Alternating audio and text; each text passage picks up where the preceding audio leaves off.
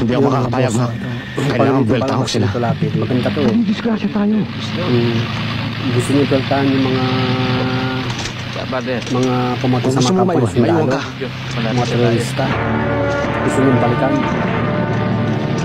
Pero yung kasama niyo, nagdalawang isip na balikan kasi dapat tubato raw sila.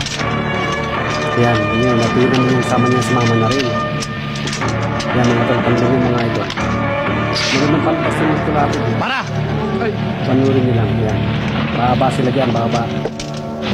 Babalikan nila yung mga pumatay sa mga kasama ng mga bagong sundalo.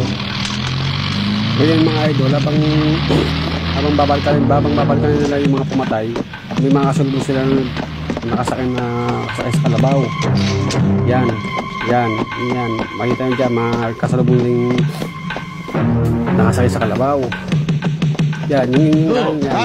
Sandali lang. Tatagayin yung kasama nyo dito lapit yan eh. Kasi gano'n pala yung kalabat din pala yan. Tinagana. Yan. Nasisira na ba ulo mo?